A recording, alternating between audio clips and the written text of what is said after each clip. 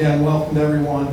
Thank you to the elected officials who are here, Councilwoman Kristen Dreyer, Councilman Irene Bethea, Councilman Barry Mansfield, and to County Administrator Manuel Buenos, coming here soon.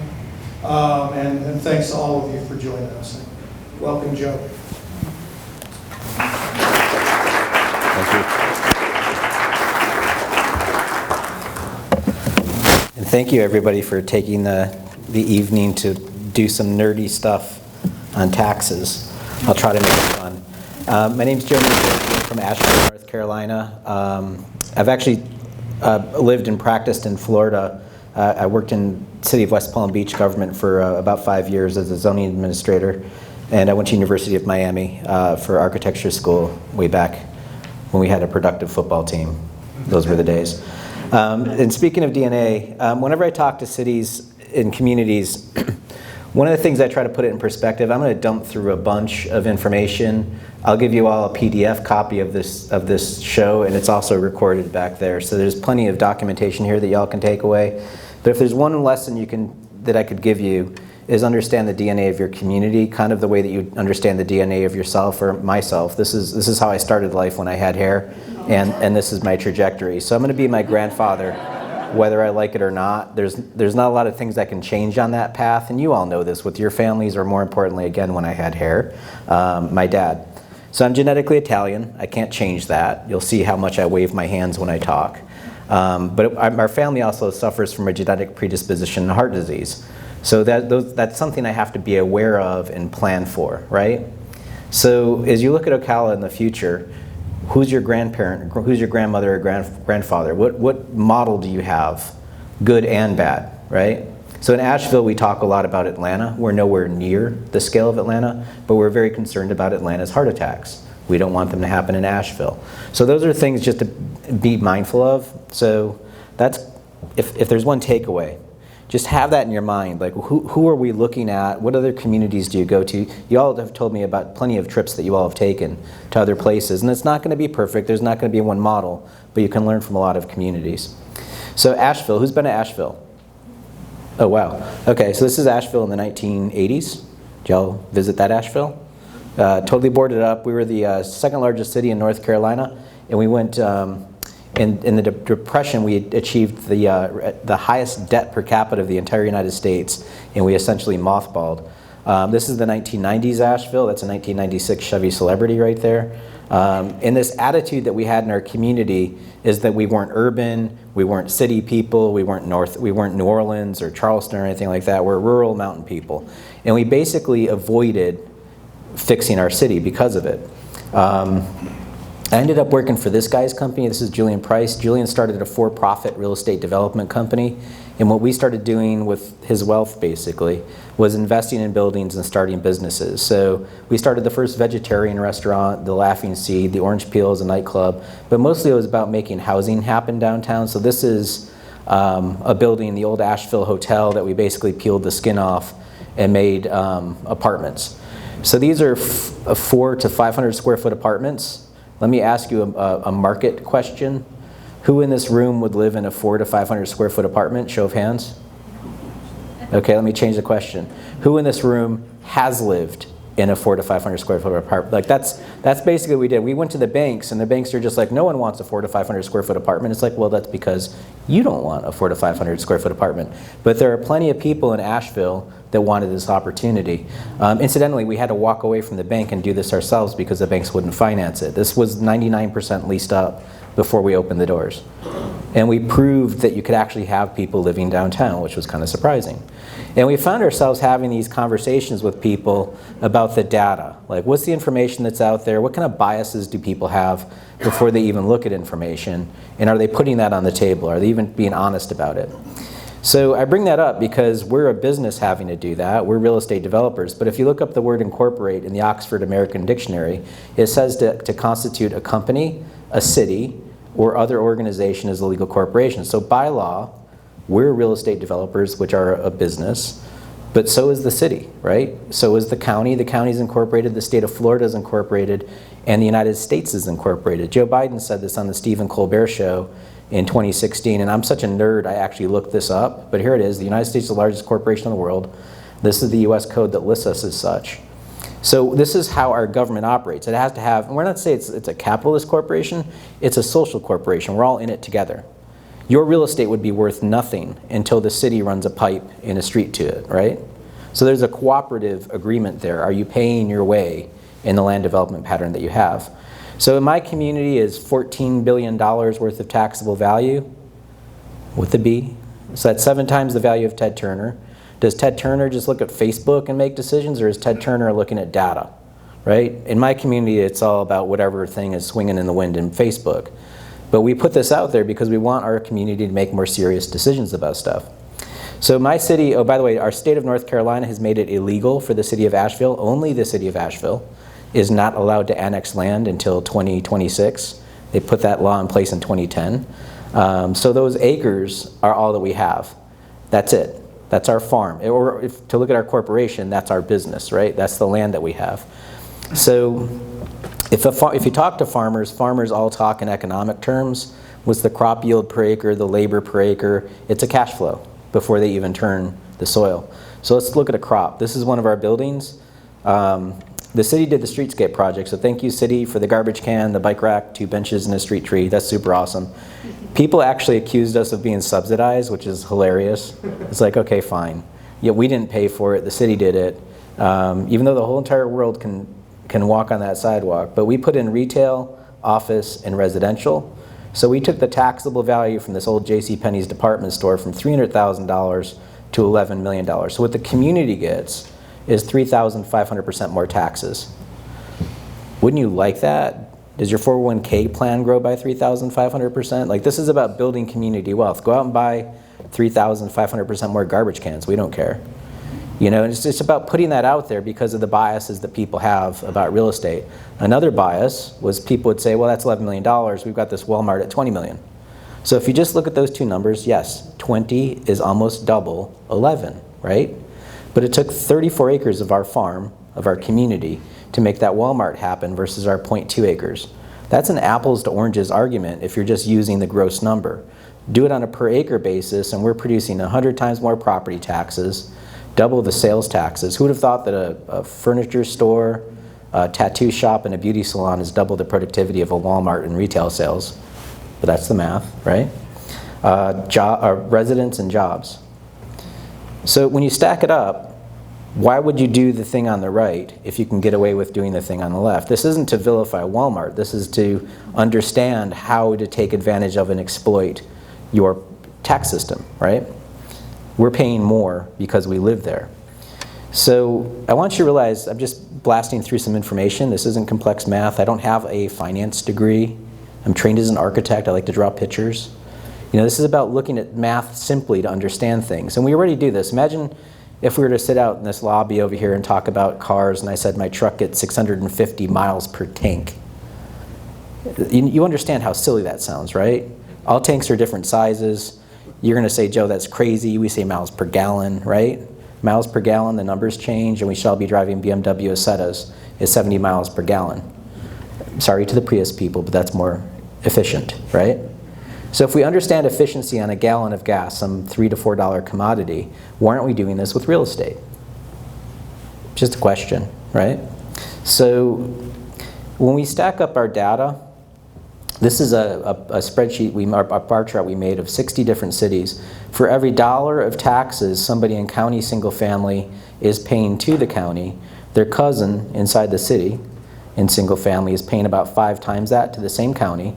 Here's the Walmart, there's the mall. This is a 2-story building, a 3-story building, and a 6-story building. This could be in Driggs, Idaho, Durham, North Carolina, or downtown Dallas. As soon as you start stacking stories, you're stacking your wealth, you're stacking your revenue, right? This is the results of the information. When I started presenting this about 10 years ago, people would just be like, dude, what's your problem? You keep on talking about Walmart, you hate Walmart. And you're missing the point if that's what your takeaway is. I just use Walmart because everybody has one. And incidentally, I presented at the International Association of Tax Assessing Officers Conference. Is the assessor in here? No? Anybody from the assessor's office? Anybody hang out with assessors? Could you imagine a conference of 3,000 assessors? It was like the squarest thing I've ever been to. This guy got up at 8:30 in the morning and did this amazing presentation on how cheap Walmarts are. Showed spreadsheet after spreadsheet on how cheap his buildings are. I mean, think about how brilliant that is. One meeting, you're getting 3,000 property tax bills lowered in one meeting. That's smart. Now, I also used to work in government, and I was like, how is he getting away with this? Like, why does nobody care? Now, assessors are agnostic. If it's low value, it's low value. They're not, they just want the answer. So I went to the microphone and I asked Mr. Terrell during Q&A, I said, what's the useful life of a Walmart? And he goes, 15, 20 years. We designed the building to depreciate as fast as possible. We don't care about the building because we have a transportation system. And the buildings are just big, dumb boxes. So we just want them, we'll build another building and depreciate it down again. We want to maximize the depreciation. We want to minimize our tax load. And that's it. Okay, back to the corporation question. It's your corporation. Is that the deal that you want in your corporation? Is that the benefit to you that somebody else is doing that as their investment in your corporation? If it is, great. At least do the math on that. A 15-year commitment is the commitment of a cat, right? Sorry, I'm a dog person. It's a joke. This is the amount of investment longevity that product has in your community, right? So I would argue that people don't see it. Some of it is because of the math. We have biases in the way that we look at math. A lot of people fear math. And some of it is just too nerdy to talk about. So what we try to do is think, well, if I can show you your brain with your brainstem activity in blue and your creative thought process in green, why can't I show you your community? So back to my county for a second. This is my county, 450 square miles. I've got gray as non-taxable, so this is Mount Mitchell Federal Park. It doesn't pay taxes. I don't care about it because it doesn't make money, right? I've got the Blue Ridge Parkway comes through town here. Green is low value and purple is high value. That big purple splotch right there is the Biltmore Estate. So that's America's largest house. That one house is worth $100 million, which is pretty cool. But who's got a 180,000 square foot house sitting on 8,000 acres of land? Anybody have a 180,000 square foot house with a bowling alley in the basement? This is a joke. I know that you don't, but it's a very valuable product, but it's like the biggest gas tank. So rather than total value, here's value per acre. And then here's my county in 3D. Incidentally, we made this, there's a floating tag up here. Look at a little black mountain over here, 13,000 people. You can see it's downtown. Here's our downtown here. We made this because our state representative called us a cesspool of sin. I don't know if y'all know that, back in about 2012. And I was on our downtown association, and we're just like, do you really mean that? Then he doubled down and said, well, it's not the good people of Buncombe County, it's that city. It's actually that downtown part. That's where the weirdos are. That's the cesspool. So we threw a street party. We actually had beer in the street and stuff like that. But for folks out here in Fairview, I've got 2 voters out in the county for every 1 voter in the city. They have no idea what we're producing in county taxes. So share it with them. So that's why we made this model. So that folks that live in Fairview that think they pay a lot of taxes compared to their cousins out here in Hickory Nut Gap, they have no idea what we're paying in county taxes. So everybody's paying 6 mils in county taxes straight across this model, and most of the money is being generated in the city. We've been having this conversation about it this morning, and it kind of dawned on me that I had this book when I was working and actually bought this. This is an old, actually from Florida, grade school book from the many moons ago. But it's called The City, the Town, and the Country. So you have the city, the town, and the country. This is the teacher's guide. I'm not making this up. Like, this was actually taught in school here in 1959. So first grade, you learn about the school, your house. Kindergarten. First grade, the school. Second grade, the neighborhood. Third grade, you learn about regional planning. Right? Third grade, right there. In the teacher's guide, the first half of the book, I have this whole thing scanned. If you want a copy of it, I'll share it with you. It's really depressing. While patterns vary from state to state, counties are usually responsible for education, library, health, welfare, agriculture, etc. In studying the functions performed by your county, you will no doubt find there's a duplication of services, an overlapping of jurisdictions, and a lack of coordination between the county and the communities within it. Do y'all have that problem? Like, every community I go to, there's always this, actually, there are several county people here, so thank you for being part of this. In most communities, there's this kind of firewall between the 2 governments, which is kind of crazy because they're all in it together. So here's one of the lesson plans. It's one of those Dick and Jane books. It's painfully white. It's also misogynistic. The girls are shoved out in the hallway for some reason. But you read about what's going on here. There's a new factory that comes to town. There's even more kids that go to school. So you ask your third graders this question in blue right here. Give 4 good reasons for building a new school, right? So your third graders talk about what? Equity. Everybody should have a desk. Seems fair.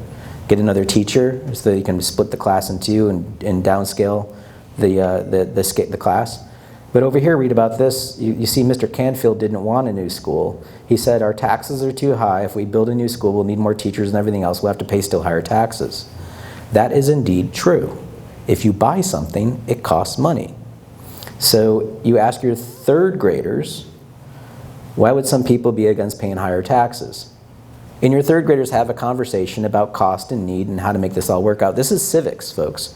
This is how we used to solve problems, as opposed to now we just have temper tantrums on Facebook and only talk in echo chambers, right? It's about community needs. But the thing that's been most painful for me to read is this paragraph right here. Remember, too, that many children, whether urban and rural and regardless of region, are tragically limited in their knowledge of their world, and their world is where they live and operate. What I find with people is they know their own pattern, they know how they drop their kids off at school, they know where they go to work, and if there's a traffic problem, all of a sudden it's the city manager's fault, right? They don't understand how it all comes together, the complexity of a town or a city or a county, and how it all works out. So anyway, that's my lesson in civics. Now on to y'all. So the first thing that we have to start out with is a tax system. This is a chart that we made of all the different states across the country. So here's Florida. When I say local government, local revenue, I'm saying city and county combined. The majority of your revenues come out of property tax in blue. This is your sales tax in yellow. And this blue stuff here is like a state transfer, stuff that comes from the state or things like that. If you're over here in Louisiana or Alabama, they run most of their cities off sales tax, which is incredibly insane. So think of it this way, when you have a recession, nobody's buying a boat or a car or a TV. All of that expensive stuff doesn't get purchased, so all of a sudden you don't have revenue for your city. It's kind of insane to do work there, but Florida's more stable because you can control your land uses and your property taxes. However, you have state things that get in the way.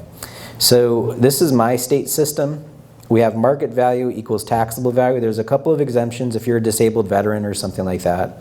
But basically we can play with the millage rate, the tax rate, basically, at our community. For you all, you have these things called homestead exemptions and caps, which make things a little bit funky.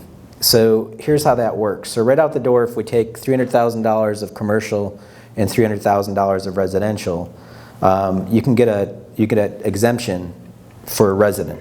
Commercial product doesn't get an exemption. It pays what it's worth. So that's $50,000 off the top. They have another $25,000 if you're over 65. I didn't realize that you needed more retirees living in Florida, but apparently there's an incentive. Anyway, it's a joke. So here's how the tax bill works out. So you pay more in commercial than residential in the tax system. So it gets crazier. I don't know if there's a really cool article online you can read about the agricultural exemption. And we discovered this when we did work in Sarasota. You could actually rent cows to walk around in your property and qualify for agricultural exemption. But the real kicker is this thing, which is the Save Our Homes Amendment. And just full disclosure, I was living in Miami in 1992 and voted for this, even though I was a renter. Made absolutely no sense for me to vote for it, but it sounded cool. I apologize. But your commercial can grow at 10% and then caps. And residential can grow at only 3% or CPI, which is ever lower of the two, right? So right out the door, commercial property can accelerate 3 times greater than residential, right? So for any commercial property owners in this audience, you know this. You're paying more for your taxes than residential. So that's one of the things that's going on. So let me explain it with a chart that we made for Brevard County. So you see what happens when the run up to the recession, when the market is up here and your tax value's down there, because remember, it's capped. But look what happens when you crater through the recession and the market takes back off again. And look what happens with your commercial value, or with your property value. It can only creep out of the cellar at that slower rate, right? So the irony is, in the good times, you actually can't afford your government, because what's the price of asphalt or concrete? Is it following the blue line or the red line? Following the blue line. So it feels good to say, I don't want to pay taxes, but somebody's got to pay for stuff, right? So to give you an example, in 2022, inflation was at 7%, the CPI was at, my cursor's over here, 7%, the CPI was at 3%. So even though the world was paying 7% for everything, your revenues were constricted down to 3%.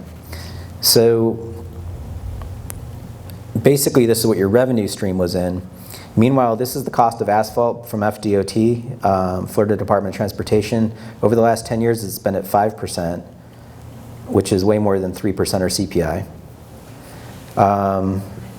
We just pulled the Federal Reserve Index on asphalt, and just in the year between 2021 and 2022, in 1 year, asphalt went up 30%. So if you complain about a pothole or road rehab or any of that, or you go out and build a new road or widen a road, this is what's going on with your costs. So there's this perverse incentive that you don't have an income tax at the state level, so this stuff has to get paid for one way or another, but we've restricted and throttled down where our revenue streams are. So there's actually this perverse incentive that you have to keep on adding more people to your state to be able to pay for this stuff. You're finding new people to tax, basically. So if you complain about growth, this is how it happens. Does that make sense? So we made some pie charts and stuff on your budget. We're basically going to focus on the property tax, is because we can put that on a map. And then this is called a sand key diagram. We made this kind of flow diagram of your revenues go into your general fund, and this is where that gets spent. This is kind of a byproduct of how we work, but now you have it, so you got these charts. But we're going to focus on property tax. So here's your county. This is Marion County in total value, or think miles per tank. And you see the big parcels over here are super, super valuable, right? But again, remember, they're huge parcels. So rather than total value, here's value per acre. And now you see the heat shift into the center, and here it is in 3D. So this is, you can see where downtown is. Downtown Ocala is right about here, shooting off the map. And there's some other areas of productivity, but it's pretty much like a rash over here out in the county. It's an okay rash. It's not the worst ones we've seen. Here's the city.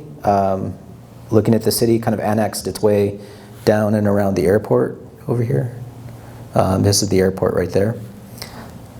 And then this is the downtown part. So we'll get into these objects. This is like looking at the model. Now we're going to go through some productivity things. So as shareholders of the county, citizens of Ocala, as Marion County taxpayers, y'all take up 4% of the county's footprint. You're producing about 23% of the county's property taxes. So from a physical footprint to a financial footprint, the ratio of productivity is about a 1:6, which is good. That's pretty strong in production. Do y'all get that as county taxpayers? Now inside the city, the downtown is 0.6% of the city's area. It's producing 2% of the city's property taxes. That's a 1-to-4 ratio of productivity. That's not strong. It's okay. 1-to-6 is usually what we look for. So as citizens, you should support new growth in your downtown to grow it up a little bit. It's easy to see when you walk across the street over here and you see how downtown peters out real quick for the buildings. So you've got infrastructure here without a lot of revenue in it. But let's not forget that the downtown is a sharehold in the county, right? So it's 0.02% of the county's footprint. It's 0.5% of the county's value production. Now those don't look like huge pie slices, but when you do the math on this, it's a 1-to-22 ratio of productivity. So you see for the downtown, what's good for the downtown is great for the city, but it's unbelievable for the county. It's super, super productive as a garden for the county. Does that make sense? So there's a benefit to any of the work that happens in the downtown CRA. The county's going to yield some fruit out of that too. Taxable, non-taxable, your county's about 36% non-taxable. There's a big swath on the east side, and then you have that kind of cut coming through right about there. But basically this is a huge section of forest. When you look at the city, you're about 23% non-taxable. There's no magic numbers in any of these. Every city's got different sizes. Just be aware of it as a measurement. But in this case, your downtown, this is kind of a little bit high. 53% is non-taxable. So this is an opportunity that some of that land could go back into the tax rolls, but you actually have control over that as government property to do better things with it. But my downtown is 45% non-taxable, but we have federal buildings, county seat, all of that stuff in our downtown. And it's still, I would argue that ours is a little on the high side. By the way, we did Gainesville back in 2017 in Alachua County. And here's Gainesville, and you all know that there's the University of Florida right there. There's the Gators, go Gators. By the way, that's the only fraternity that was kicked off campus. It's actually taxable now. We thought that was pretty cool. We told them to kick more fraternities off campus. But their downtown's over here, and they've been growing through they made a CRA that's been growing into the university, capturing all these imported students that live there and jamming them in there. So when you go there and it feels like it's growing fast, it's because that a little area is growing fast. But the kicker was their city's only 33% non-taxable. So even with the University of Florida there, they're only 10% more non-taxable than y'all. So as a measurement, that might be something to use as a cousin to go look at and measure their downtown as well. And we can give you those numbers. So a couple little quirks before we get into some buildings. This is one of my favorite things to do with the tax system. We take all the buildings and just turn them off. This is I'll use this one because this is one of the most obscene ones we've seen. This is Cheyenne, Wyoming, and this is just the land value per acre. So there's no buildings in this image, just dirt. So this is the value per acre of the dirt. Everybody's the same in this neighborhood. Well, right away we start to see some weird anomalies over here where that neighborhood is not all consistent. So this tells us there's either human error, a policy issue, or something. But when I was presenting at 8 o'clock in the morning, I asked the community, I was like, why is this dirt $15,000 an acre, and when you cross the street it doubles to $30,000 an acre? How does that happen? And the tax assessor was sitting in the front row, and she just shot her hand up in the air, and she just yells out, "You don't understand." And I was like, what am I missing? She goes, well, these people have more land, and the more land you have, the lower the value, because there's less people that can afford a larger tract of land. When you have less people in the marketplace to buy that land, it's going to be discounted. The mayor started laughing so hard he almost spat coffee out of his nose. I was like, really? I get more of your land and you give me a discount? Does that work that way with other commodities? If I get a bigger diamond, is it cheaper? And she goes, well, no, that's our standard. And I was like, all right, well this fella right here has got 3 miles of streets around the property. This fella's got 200 feet.